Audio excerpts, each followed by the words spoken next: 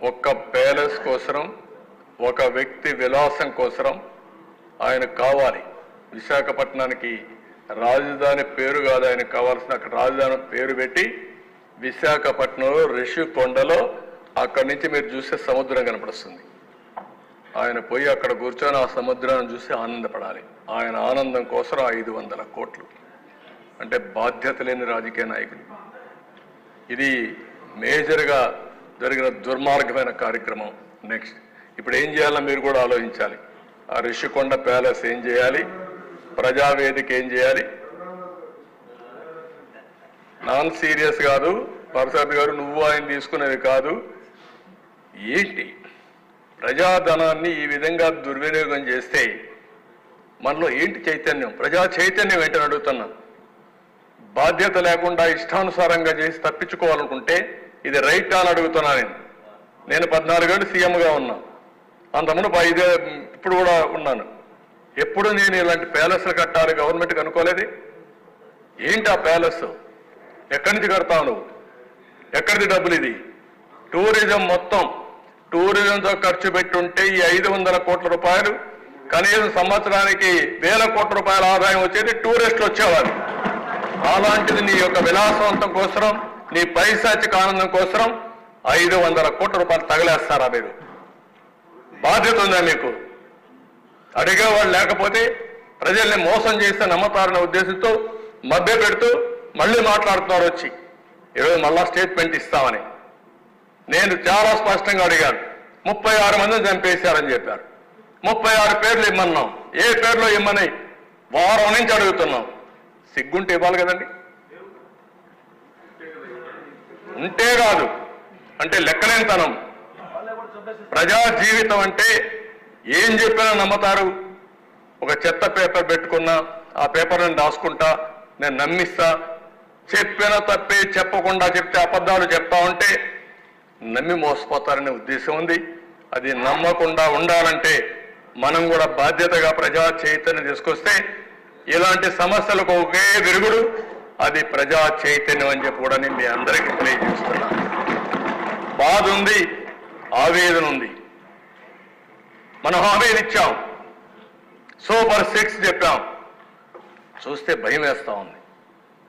ముందు కదలలేకపోతున్నాం.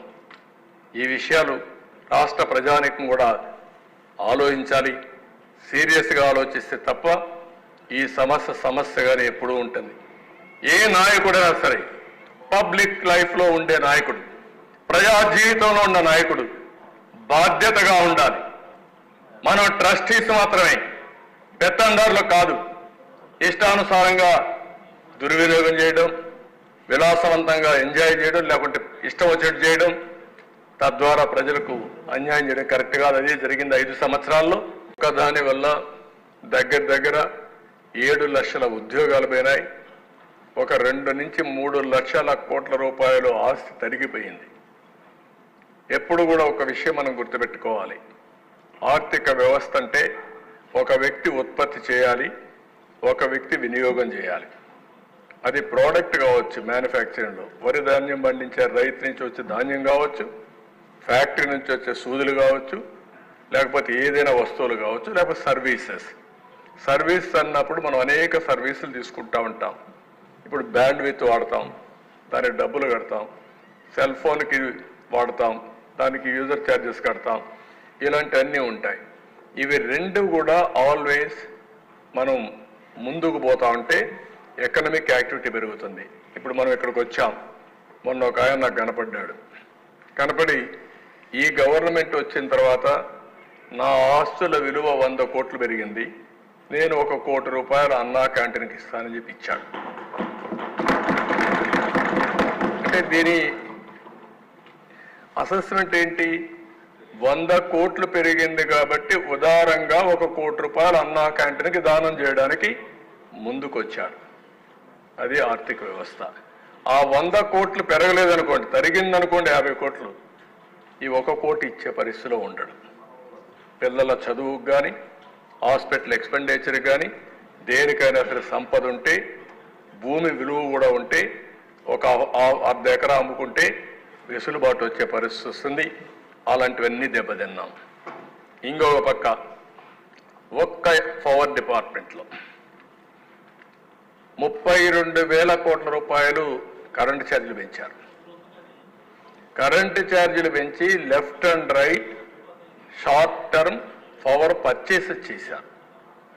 ఇంకొక పక్కన మీరు చూస్తే ఎవరైతే పీపీపీలు చేశాం సోలార్ ఎనర్జీ పార్ట్నర్స్ దగ్గర, వాళ్ళ దగ్గర కొనకుండా అవన్నీ క్లోజ్ చేసి షార్ట్ టర్మ్ పర్చేస్ చేశారు.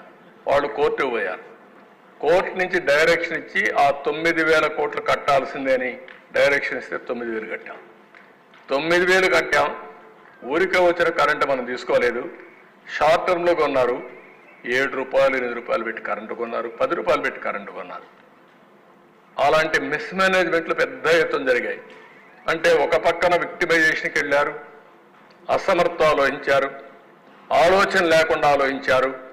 కడాన ఈరోజు 1,29,000 కోట్ల రూపాయలు ఒక్క పవర్ సెక్టర్లో ఎలక్ట్రిసిటీ డిపార్ట్మెంట్స్ అనే కలిపి అప్పుల ఊబిలో ఉండే పరిస్థితికి వచ్చింది. ఇది ఎప్పుడు కూడా సమర్థవంతమైన పాలన ఉంటే ఎక్కడికక్కడ వెసులుబాటు వస్తుంది. అసమర్థుల పాలన ఉంటే ఈ విధంగా క్షీణించిపోయే పరిస్థితులు వస్తాయి. నెక్స్ట్, నేచురల్ రిసోర్సెస్, దేవుడిచ్చిన సంపద, ఇసుక, ఎన్ని అరాచకాలు జరిగాయో చూసాం. ఎవరు చెప్పినా ఏం లేదు. 7,000 కోట్ల రూపాయలు దోచుకున్నారు. భూగర్భ ఖనిజ సంపద ఎక్కడికక్కడ వెరైటీస్ కావచ్చు, లైమ్ స్టోన్ కావచ్చు, క్వార్ట్జ్ కావచ్చు, లెటరైట్ కావచ్చు, గ్రనైట్ కావచ్చు, క్వారీలు కావచ్చు, మొత్తం దోచుకునే పరిస్థితికి వచ్చారు. దీనివల్ల విపరీతంగా ఒక 10,000 కోట్లు ప్రాథమిక అంచనాల ప్రకారం నష్టం వచ్చే పరిస్థితి వచ్చింది. ఇంకో పక్కన మద్యం మొత్తం ఓన్ బ్రాండ్లు పెట్టారు. ప్రజారోగ్యాన్ని దెబ్బతీసే పరిస్థితికి వచ్చారు. దగ్గర తెలంగాణకు మనకు 20,000 కోట్ల రూపాయలు వ్యత్యాసం వచ్చే పరిస్థితి వచ్చింది. ఇయర్ ఆన్ ఇయర్ 10,000 కోట్లు 12,000 కోట్లు డిఫరెన్స్ వచ్చే పరిస్థితి వచ్చింది. మనకు రావాల్సిన ఆదాయం 17,000 కోట్ల రూపాయలు తగ్గిపోయే పరిస్థితికి వచ్చింది.